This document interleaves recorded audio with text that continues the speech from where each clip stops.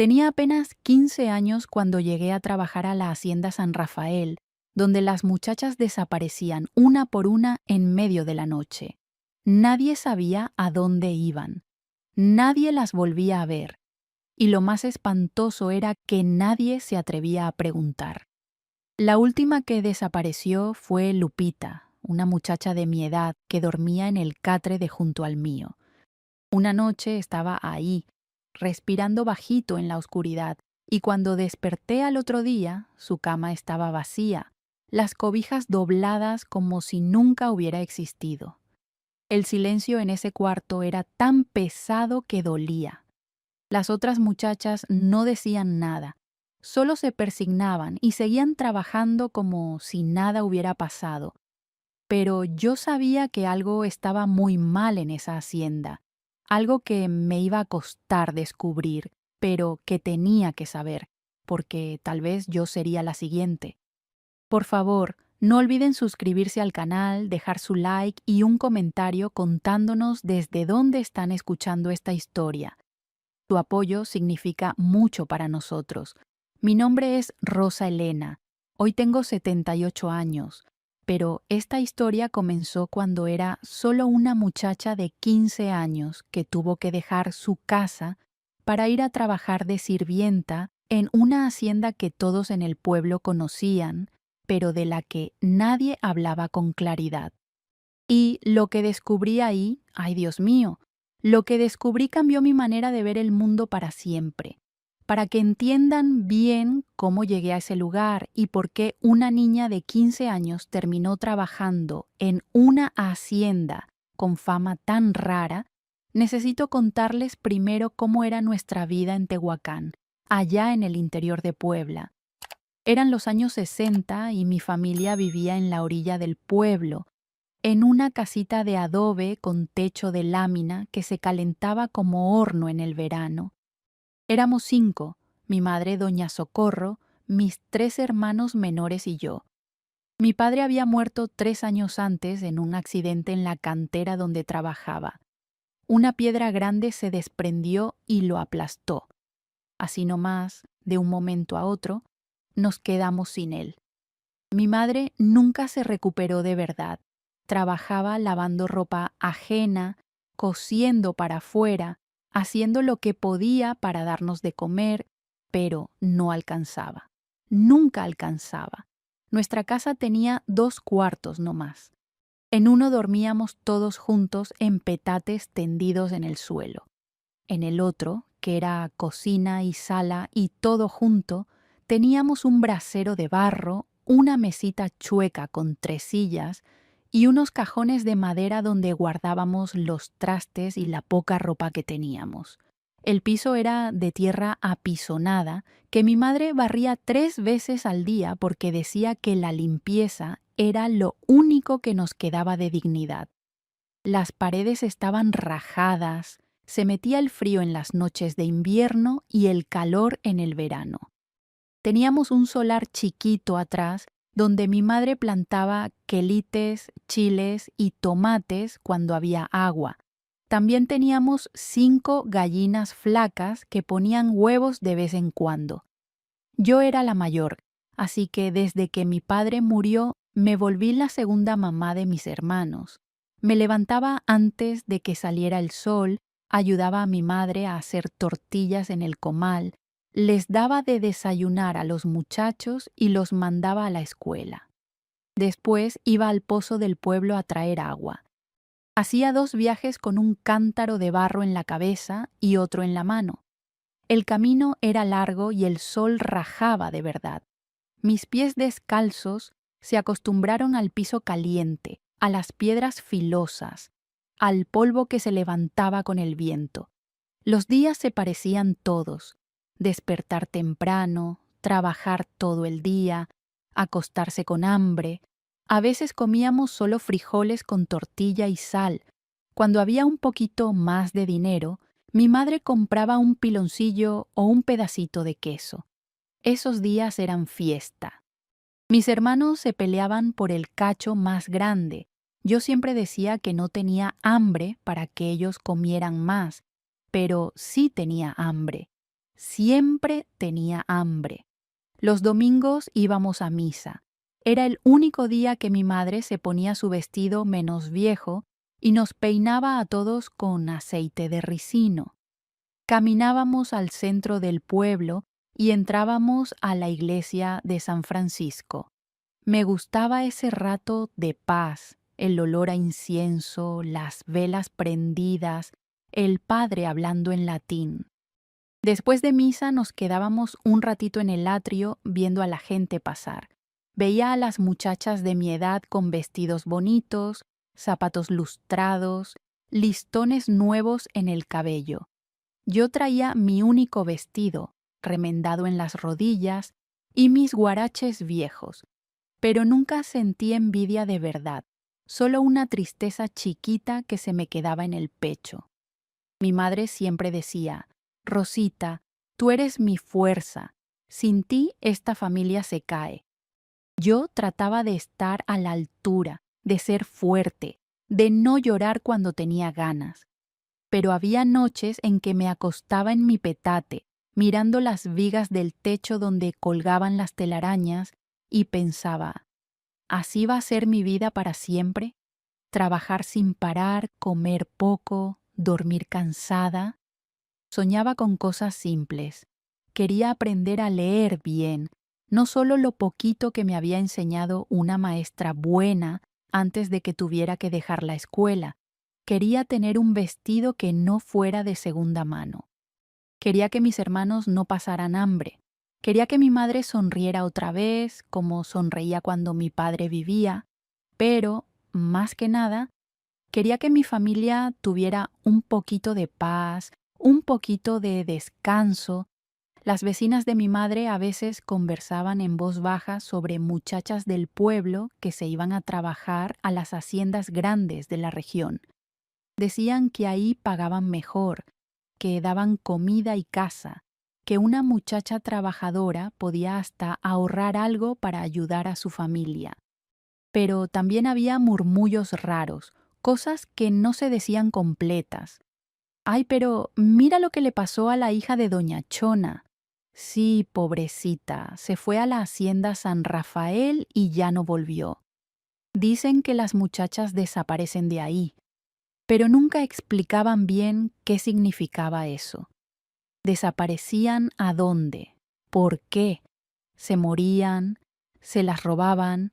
Nadie lo decía claro. Un día, cuando yo acababa de cumplir 15 años, mi madre me llamó aparte. Nos sentamos en el solar, bajo la sombra de un pirul que mi padre había plantado. Hija, me dijo, y vi que tenía los ojos llorosos. Ya no puedo más. Los muchachos tienen hambre todo el tiempo. El casero me está presionando por la renta. Si no consigo más dinero nos van a echar a la calle. Mi corazón se apretó. Lo sé, mamá, respondí. Voy a buscar más trabajo. Puedo ir a lavar ropa al río, puedo... No, me interrumpió. Escucha bien lo que te voy a decir. Doña Remedios, la del tianguis, me dijo que su sobrina trabaja en una hacienda grande cerca de aquí, la Hacienda San Rafael. Dicen que el patrón paga bien, da comida a las sirvientas, tienen donde dormir. Si trabajas ahí, podrías mandar dinero a casa cada mes. Los muchachos podrían comer mejor. Podríamos pagar la renta. La Hacienda San Rafael. Ese nombre me sonaba conocido, pero no sabía bien de dónde. ¿Y está lejos? Pregunté. A unas 2 leguas del pueblo. Podrías venir a visitarnos los domingos si te dan permiso. Mi madre agarró mis manos. Rosita, sé que eres muy joven todavía, pero necesito que hagas este sacrificio por la familia. Yo iría si pudiera, pero tengo que cuidar a los muchachos. Tú eres fuerte, tú puedes. Sentí como si me hubieran puesto una carga enorme en los hombros, pero miré a mi madre, su cara cansada, sus manos llenas de callos de tanto lavar ropa, sus ojos tristes, y supe que no podía decir que no. Está bien, mamá, dije. Voy a ir.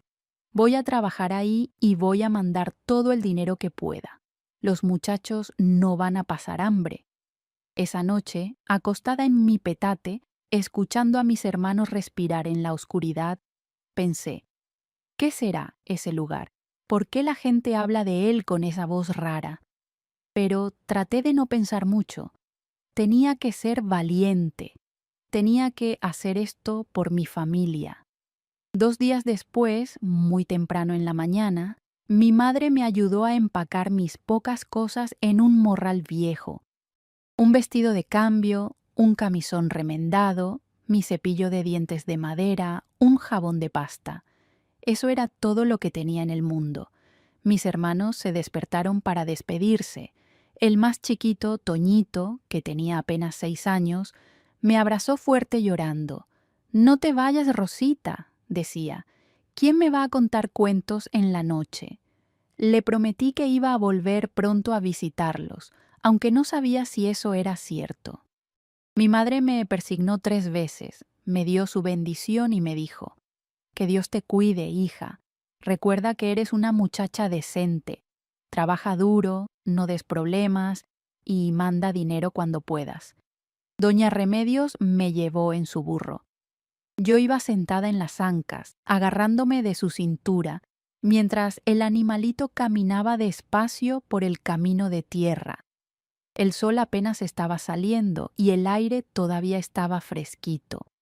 Pasamos por milpas verdes, nopales, mezquites, casitas pequeñas esparcidas por el campo. Doña Remedios iba cantando bajito una canción triste que no conocía. Después de caminar como 1 hora, el paisaje cambió. Las tierras se pusieron más verdes, más cuidadas. Empezaron a aparecer cercas de alambre, ganado pastando, sembradíos grandes de maíz y frijol. Y allá al fondo vi una casa enorme, blanca, con un techo de teja roja. «Esa es la Hacienda San Rafael», dijo doña Remedios. «Ahí es donde vas a trabajar». La hacienda era más grande de lo que había imaginado. Tenía una casa principal de 2 pisos con balcones y ventanas con rejas de hierro forjado. Alrededor había varias construcciones más pequeñas: los cuartos de las sirvientas, la cocina, los establos, bodegas. Todo estaba limpio, ordenado, pintado de blanco. Se veía bonito desde lejos, como sacado de una postal. Pero había algo en el aire, algo que no podía explicar, como un silencio pesado que daba un poquito de miedo. Llegamos a la puerta trasera de la casa principal. Doña Remedios tocó con los nudillos. Salió una mujer mayor, gorda, con delantal blanco y cara seria. «Doña Petra», dijo doña Remedios, «le traigo a la muchacha nueva. Esta es Rosa Elena». La mujer me miró de arriba abajo, como si estuviera evaluándome. «¿Cuántos años tiene?», preguntó. «15», respondí bajito. Doña Petra movió la cabeza. «Está chiquita todavía, pero bueno, si trabaja duro, le va a ir bien. Pásale». Me despedí de doña Remedios y entré a la hacienda con el corazón latiendo fuerte. El pasillo estaba oscuro y olía a cera de piso. Doña Petra caminaba delante de mí, sus pasos pesados resonando en el piso de cemento. «Aquí vas a trabajar de sirvienta», dijo sin voltear a verme. «Vas a limpiar cuartos, lavar ropa, ayudar en la cocina, lo que se necesite. Te levantas a las 5 de la mañana, te acuestas cuando se termine el trabajo. Los domingos tienes la tarde libre si terminaste tus quehaceres. Te pagan 10 pesos al mes y te damos comida y cama. ¿Entendido?». «Sí, señora», respondí. Ella me llevó por un pasillo largo hasta llegar a un cuarto pequeño al fondo de la hacienda. Ahí es donde dormían las sirvientas. Había 6 catres de fierro con colchones delgados y cobijas gastadas. En ese momento había 3 muchachas en el cuarto, todas más o menos de mi edad. Levantaron los ojos cuando entré, pero no dijeron nada. Solo me miraron con una expresión que no supe descifrar. ¿Era miedo? ¿Era tristeza? «Ese catre de la esquina está libre», dijo doña Petra señalando uno junto a la ventana. acomódate rápido, porque en 1 hora empieza el trabajo. Y recuerda, aquí nadie tolera flojerías. La patrona es muy estricta. Si no trabajas bien, te va mal. Salió del cuarto cerrando la puerta con fuerza. Me quedé ahí parada con mi morral en las manos, mirando a las otras muchachas. Una de ellas, una morenita con trenzas largas, se acercó a mí. «Hola», me dijo bajito, «yo soy Lupita. ¿Cómo te llamas?» «Rosa Elena», respondí. «Mucho gusto». Ella sonrió triste. «Bienvenida a la Hacienda San Rafael. Espero que te vaya bien aquí». Había algo en su tono que me puso nerviosa, como si estuviera diciendo más de lo que decían sus palabras. Pero no tuve tiempo de pensar mucho porque en ese momento entró otra muchacha al cuarto, una güera alta con cara asustada. «Rápido», dijo, «hay que ir a la cocina. La patrona ya llegó y quiere que todo esté listo». Todas salimos corriendo, yo la seguí sin saber bien qué hacer. Y así empezó mi primer día en la Hacienda San Rafael, el lugar donde las muchachas desaparecían. Fue en la tarde de ese primer día cuando vi por primera vez a la patrona. Estaba limpiando el piso del comedor grande, de rodillas, tallando con una jerga mojada, cuando escuché pasos en el pasillo. Las otras sirvientas que estaban conmigo se pusieron tiesas inmediatamente. «Agáchate», me susurró Lupita, «no la mires directo». Entró una mujer alta, delgada, con el cabello canoso recogido en un chongo apretado. Usaba un vestido negro largo hasta los tobillos y traía un rosario colgando del cuello. Su cara era seria, con arrugas hondas alrededor de la boca, como si nunca sonriera. Sus ojos eran grises, fríos, que te miraban como si estuvieran calculando tu valor. Esa era doña Hortensia Villalobos, la dueña de la Hacienda San Rafael. Caminó entre nosotras sin decir nada, solo mirando nuestro trabajo. Se detuvo frente a mí. «¿Tú eres la nueva?», preguntó. Su voz era ronca, seca. «Sí, señora», respondí sin levantar los ojos del piso. «Espero que trabajes mejor que la última muchacha que tuvimos aquí», dijo. Esa floja se fue sin avisar, dejó todo tirado. Yo no tolero irresponsables en mi casa. Se fue sin decir más. Pero el aire que dejó atrás era pesado, como si su sola presencia llenara el espacio de tensión. Cuando se fue, Lupita suspiró aliviada. «Esa fue suave», me dijo.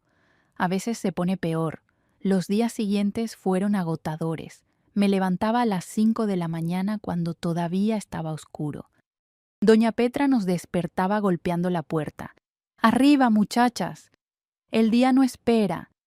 Nos lavábamos la cara con agua fría en un lavadero del solar y después íbamos directamente a la cocina. Ahí teníamos que ayudar a preparar el desayuno para la patrona. Café negro, huevos revueltos, frijoles refritos, tortillas recién hechas. Todo tenía que estar perfecto, caliente, bien presentado. Después de servirle el desayuno a doña Hortensia, nosotras comíamos lo que sobraba, si sobraba algo. A veces solo era un taco de frijoles y un vaso de café aguado, pero no me quejaba, era más de lo que comía en mi casa. Luego empezaba el trabajo de verdad. Limpiar toda la casa grande, barrer, trapear, sacudir, lavar ventanas. La hacienda era enorme. Tenía 2 pisos con como 15 cuartos, cada uno lleno de muebles pesados, cortinas gruesas, alfombras que había que sacudir afuera. Después había que lavar la ropa de la patrona a mano en el lavadero, tallar cada prenda con jabón de pasta hasta que quedara blanca. Mis manos se pusieron rojas, agrietadas, me dolían las rodillas de tanto estar arrodillada. Pero lo peor no era el trabajo pesado, lo peor era el silencio. Las muchachas casi no hablaban entre ellas.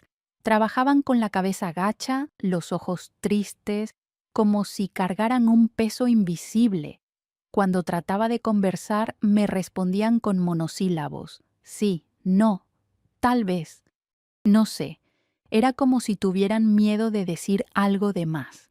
La única que hablaba un poquito más era Lupita. En las noches, cuando nos acostábamos en nuestros catres, a veces me contaba cosas en susurros. Rosa me decía, ¿sabes por qué casi no hay muchachas aquí? Porque se van en medio de la noche y nadie vuelve a saber de ellas. Mi corazón se aceleraba. ¿A dónde van?, preguntaba. No sé, respondía. Nadie sabe. Un día están aquí, al otro día ya no. Y la patrona solo dice que se fueron porque eran flojas o irresponsables. Y nadie pregunta. Nadie. Da miedo preguntar. Mi tía trabajaba aquí hace 2 años. Un día desapareció. Mi mamá fue a buscarla. Preguntó por toda la región, pero nadie sabía nada. Como si se la hubiera tragado la tierra. Sentía escalofríos escuchándola. ¿Y la policía?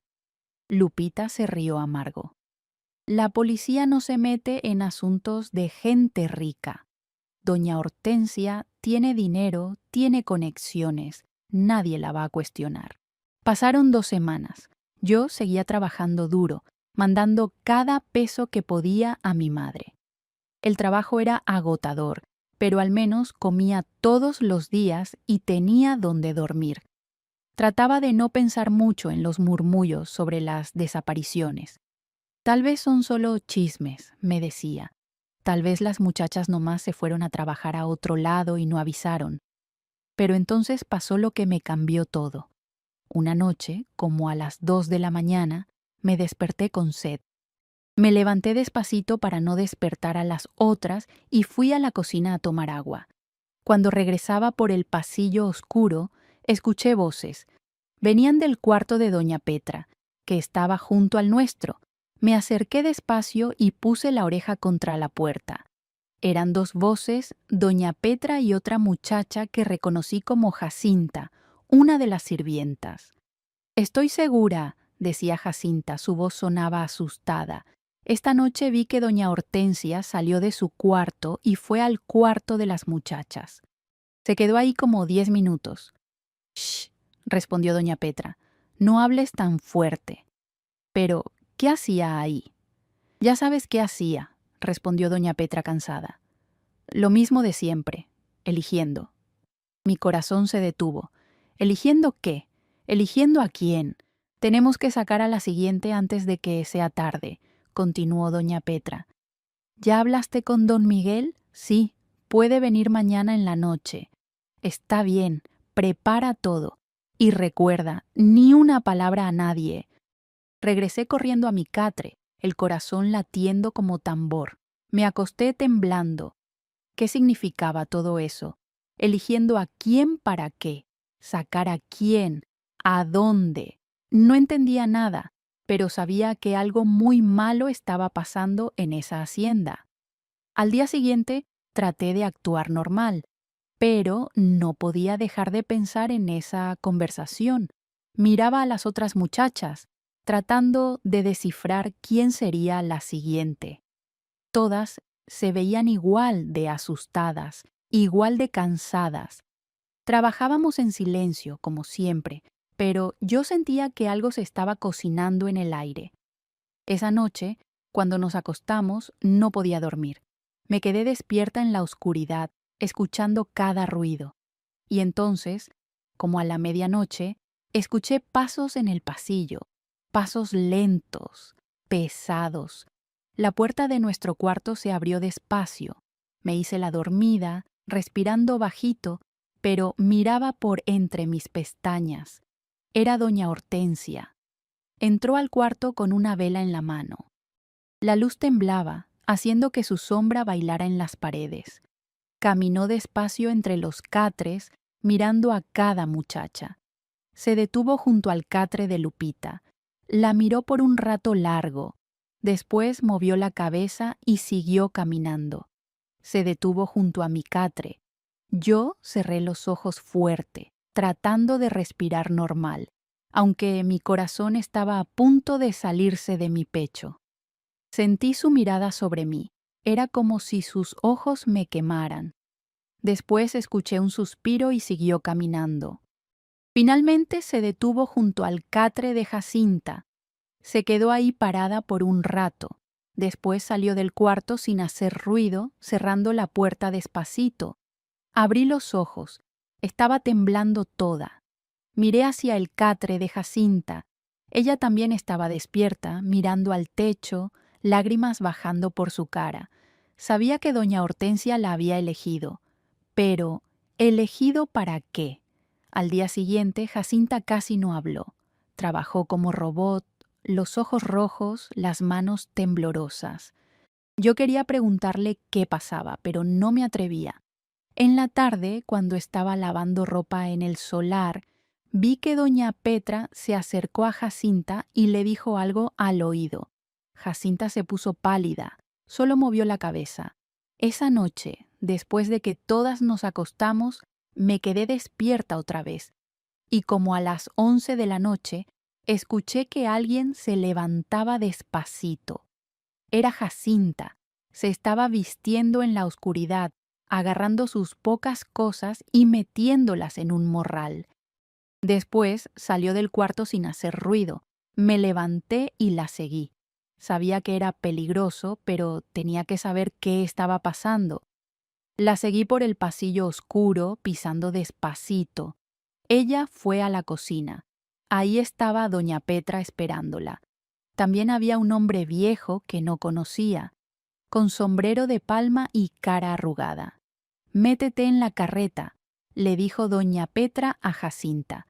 «Don Miguel te va a llevar a un lugar seguro. No tengas miedo». «Pero la patrona», empezó Jacinta. «La patrona no va a saber nada», la interrumpió doña Petra. «Mañana vamos a decir que te fuiste porque eras floja, como siempre. Ahora vete rápido antes de que alguien se despierte». Jacinta se subió a una carreta pequeña que estaba en el solar. El hombre la cubrió con unas cobijas y unas costales. Después se subió al pescante y la carreta empezó a moverse, las ruedas crujiendo en la tierra. En unos minutos se perdió en la oscuridad. Me quedé ahí escondida, tratando de entender. Doña Petra estaba ayudando a las muchachas a escapar. Pero, ¿por qué? ¿Y a dónde las mandaba? ¿Y qué tenía que ver doña Hortensia con todo esto? Regresé a mi cuarto sin hacer ruido y me acosté. Mi cabeza daba vueltas. Las muchachas no desaparecían misteriosamente. Se estaban yendo, escapando. Pero, ¿de qué? ¿Qué era lo que las hacía huir en medio de la noche? Al día siguiente, cuando despertamos, el catre de Jacinta estaba vacío. Las otras muchachas ni siquiera parecieron sorprendidas. Era como si ya esperaran que eso pasara. Doña Hortensia reunió a todas las sirvientas en el comedor grande después del desayuno. Otra muchacha floja que se fue sin avisar, dijo con voz fría: «Esto me tiene harta. ¿Por qué es tan difícil encontrar muchachas que quieran trabajar de verdad?» Nos miró una por una. «Si alguna de ustedes está pensando en irse, que me avise con tiempo. No voy a tolerar más estas desapariciones nocturnas». Pero yo había visto la verdad. Ella sabía perfectamente que las muchachas se iban. De hecho, parecía que era parte de su plan. Elegía a una y doña Petra se encargaba de sacarla de ahí. ¿Pero por qué? ¿Qué ganaba doña Hortensia con esto? ¿Y por qué lo hacía parecer tan misterioso, tan siniestro? Decidí que tenía que hablar con doña Petra. Era la única que podía explicarme qué estaba pasando. Pero, ¿cómo acercarme a ella sin despertar sospechas? Doña Petra era callada, reservada, casi nunca conversaba con nosotras más allá de dar órdenes. Esperé hasta el domingo. Ese día, después de la comida, las muchachas teníamos la tarde libre. La mayoría se quedaba descansando en los catres o lavando su ropa personal. Yo fui a la cocina con la excusa de buscar un vaso de agua. Ahí estaba doña Petra, sentada en una silla junto a la ventana pelando papas. «Doña Petra», Le dije bajito, ¿puedo hablar con usted? Ella levantó los ojos. ¿De qué? De Jacinta y de las otras muchachas que se han ido. Sus manos se detuvieron. Me miró fijo. ¿Qué sabes tú? La seguí la otra noche. Vi que la ayudó a irse. Vi que había un hombre con una carreta. Doña Petra dejó caer las papas y se levantó rápido. Me agarró del brazo y me llevó al cuarto de las escobas, un cuartito oscuro y chiquito donde guardaban los útiles de limpieza. Cerró la puerta. ¿Alguien más te vio?, preguntó con voz urgente. No, respondí. Juras por Dios, juro. Ella suspiró hondo y se pasó la mano por la cara. Ay, niña, no debiste ver nada. Ahora estás en peligro tú también.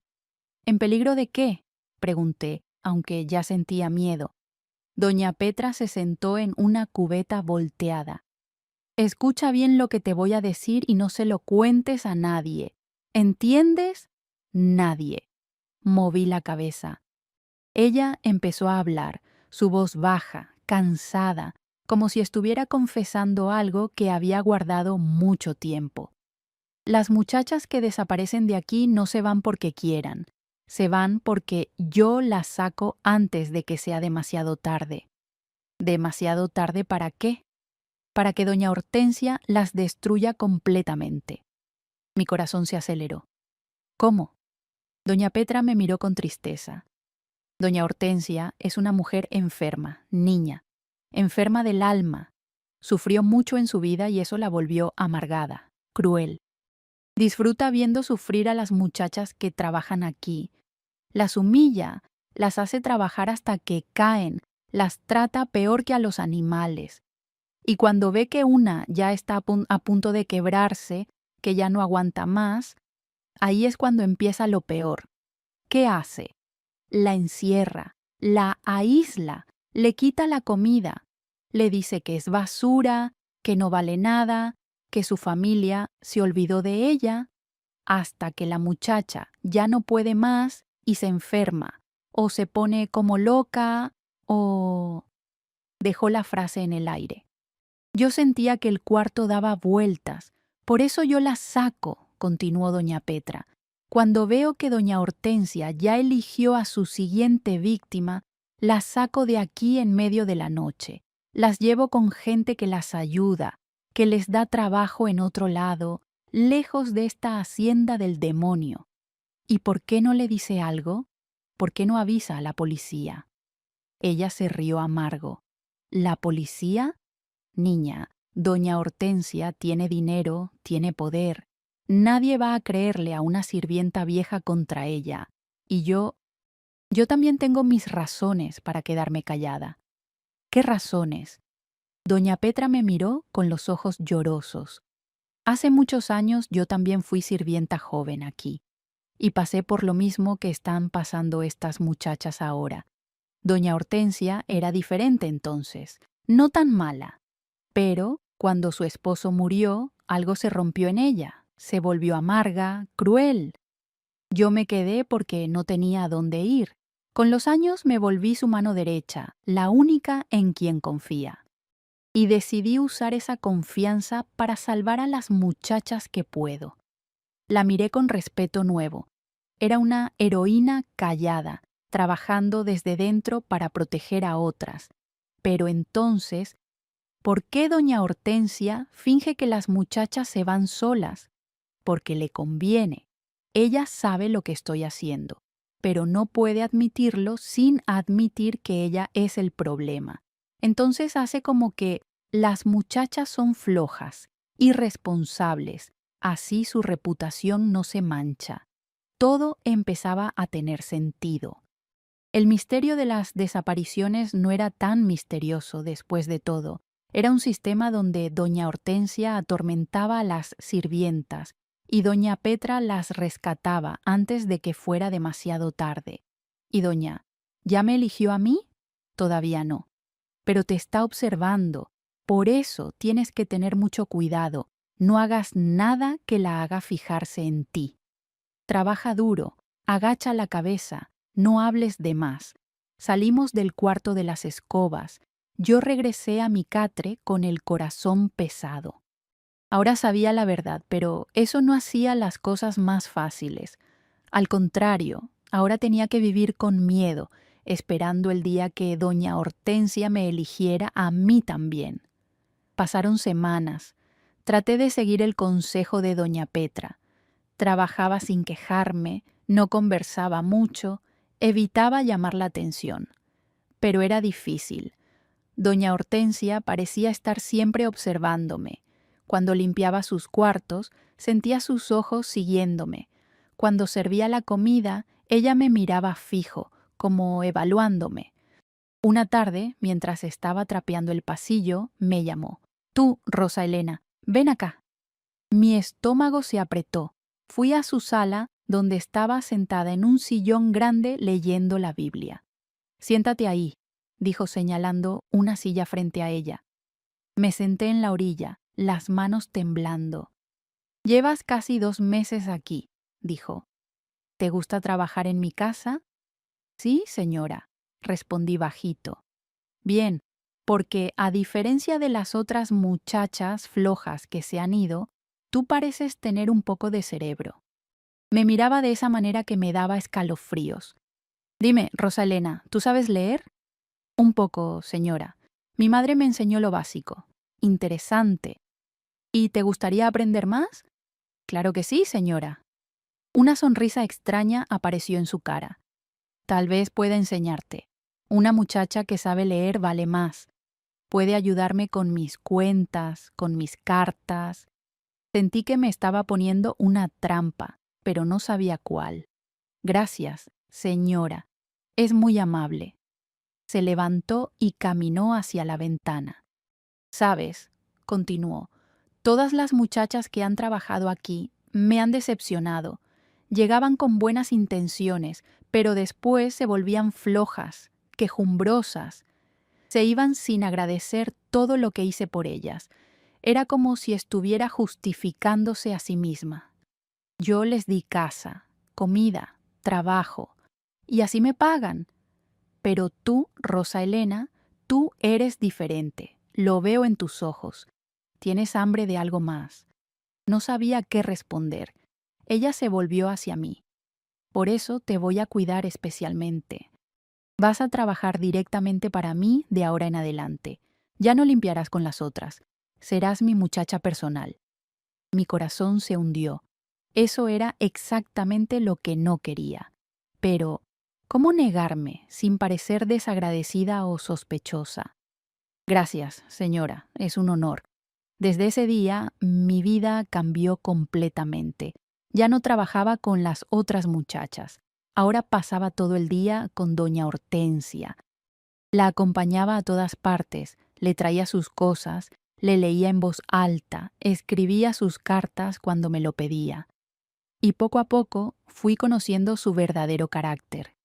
Era una mujer profundamente infeliz. Hablaba sola, se quejaba todo el tiempo. El mundo es injusto, decía. La gente es ingrata. Nadie aprecia nada. Me contaba su vida sin que yo preguntara. Había sido huérfana de niña, trabajó de sirvienta en casas grandes, fue humillada, maltratada. Cuando se casó con el dueño de la hacienda, pensó que su sufrimiento había terminado. Pero su esposo era frío, distante. Nunca la amó de verdad. Solo la usó como cualquier otro empleado. Cuando él murió, dejándola dueña de todo, ella pensó que finalmente podría ser feliz. Pero el dinero no llenó el vacío que tenía dentro. Entonces, me dijo un día mirándome fijo, decidí que si yo no podía ser feliz, nadie más lo sería. Especialmente las muchachas jóvenes que llegan aquí llenas de sueños, igual que yo estaba llena de sueños una vez. Ahí entendí todo. Doña Hortensia destruía a las sirvientas porque veía en ellas a su yo joven. Quería quitarles lo que le habían quitado a ella, la esperanza, los sueños, la inocencia. Era un ciclo de dolor que se repetía una y otra vez, pero también vi que no era un monstruo sin corazón, era una mujer rota, herida tan profundo que ya no sabía cómo sanar. A veces lloraba sola en su cuarto, a veces me pedía que la abrazara, y yo lo hacía, sintiendo sus lágrimas mojar mi vestido. Fue tan injusto, niña, me decía, todo fue tan injusto conmigo. Una noche, después de servirle la cena, me llamó. Rosalena, siéntate conmigo un rato. Me senté. Ella tomó mi mano, sus dedos fríos como hielo. Tú eres diferente a las otras, dijo. No sé por qué, pero siento que puedo confiar en ti. Dime la verdad, ¿crees que soy una mala persona? Mi corazón latía fuerte. No sabía qué responder. Si decía que sí, me iba mal. Si decía que no, estaría mintiendo. Creo, dije despacio, que usted ha sufrido mucho. Y el sufrimiento a veces hace que lastimemos a otros, aunque no queramos. Ella se quedó callada por un rato. Después asintió. Tienes razón, he sufrido mucho. Tanto que ya no sé cómo dejar de sufrir. Y cuando veo a muchachas jóvenes llenas de vida, me da coraje. Me da coraje que ellas tengan lo que yo perdí. ¿Y qué perdió? Mi capacidad de ser feliz. La perdí hace tanto tiempo que ni siquiera recuerdo cómo se siente. En ese momento, mirando a esa mujer triste, amargada, sola en esa casa grande, entendí la verdad completa. Las muchachas no desaparecían por algo siniestro o criminal. Se iban porque doña Hortensia, en su dolor, las lastimaba tanto que no tenían opción. Y doña Petra, con su red secreta, las rescataba antes de que se quebraran completamente. Pero yo estaba en una situación diferente. Yo no podía irme.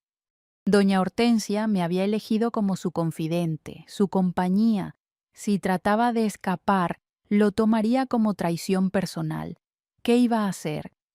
Esa noche fui a buscar a doña Petra. La encontré en la cocina preparando masa para el pan del día siguiente. Doña Petra, necesito hablar con usted.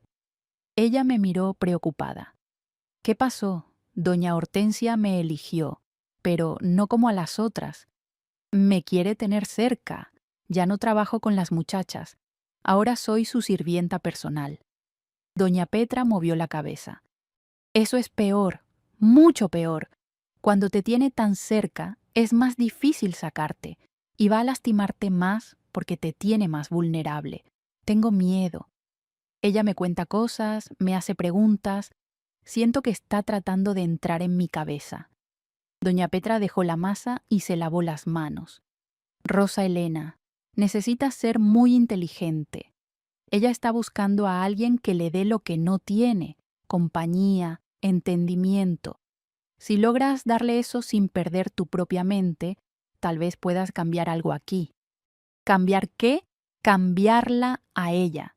Mira, yo llevo años sacando muchachas, pero eso no arregla el problema. El problema es ella.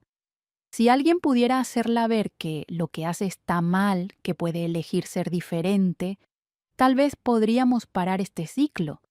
¿Y usted cree que yo puedo hacer eso? No lo sé, pero eres joven, inteligente, tienes algo especial.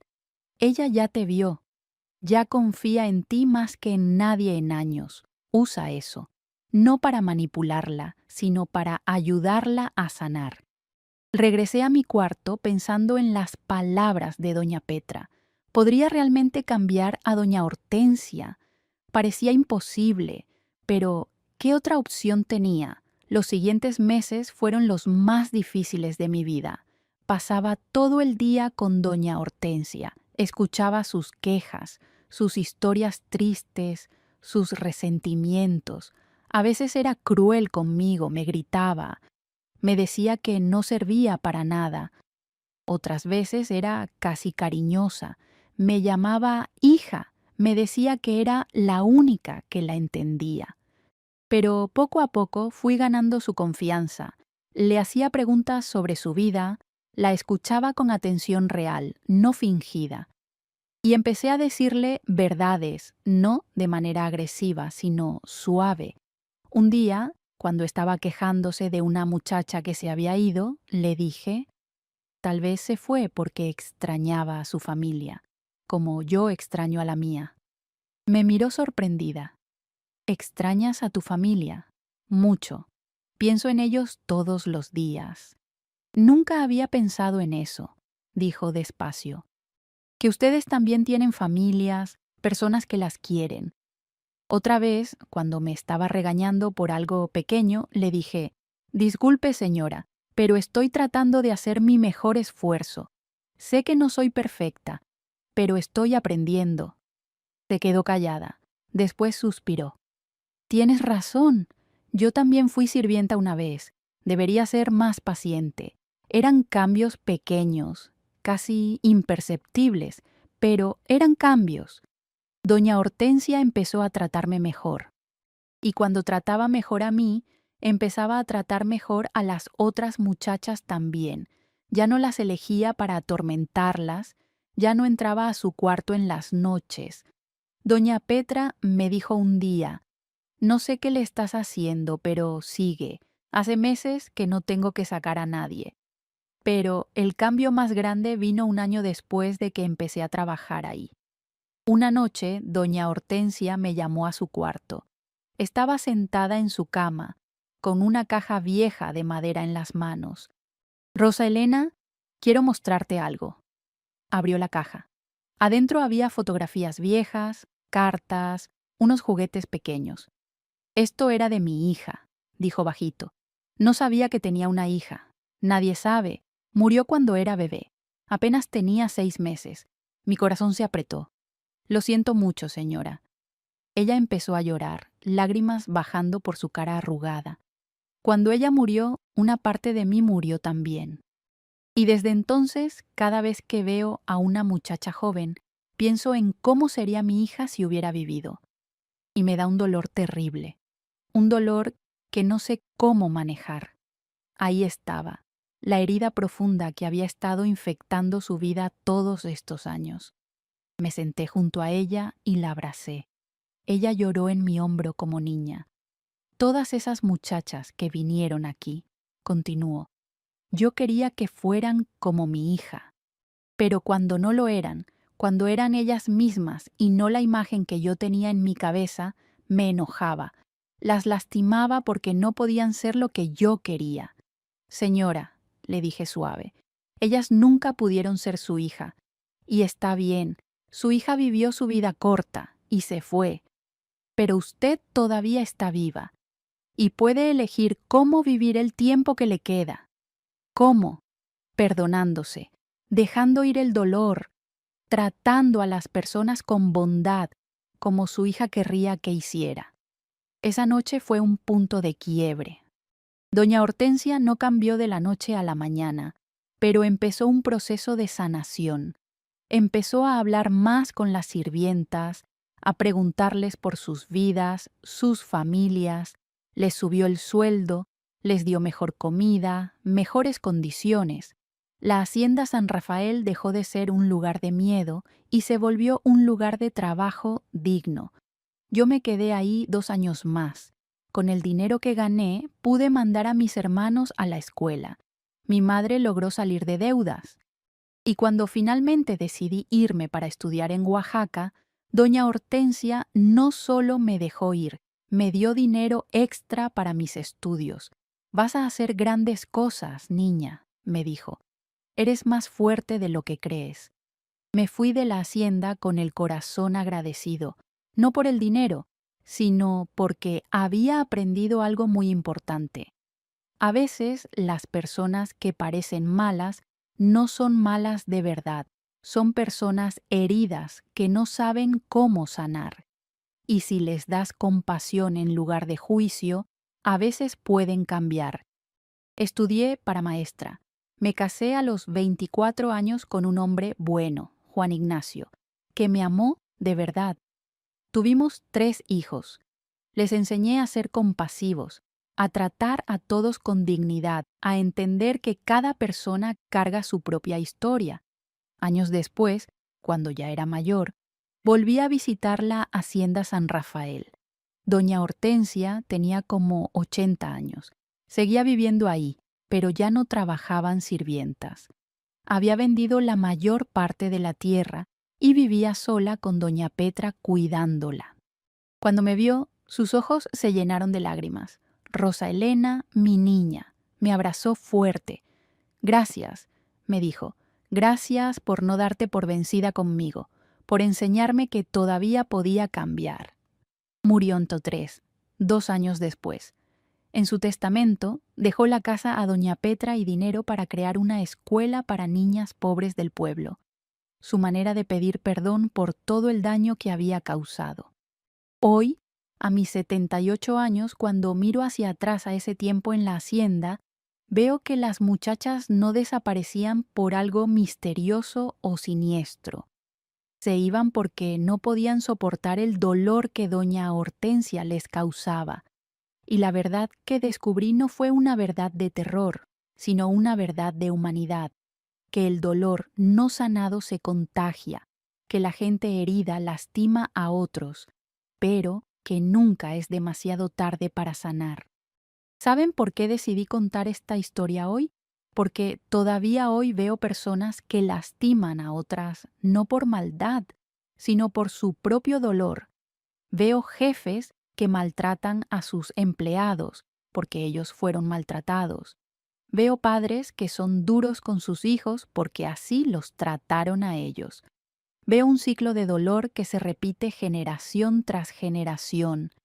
Pero también quiero que sepan que ese ciclo se puede romper, que la compasión puede cambiar a las personas, que nunca debemos juzgar sin entender primero la historia completa, y que a veces la valentía no es enfrentar al enemigo, sino tener la paciencia de entenderlo.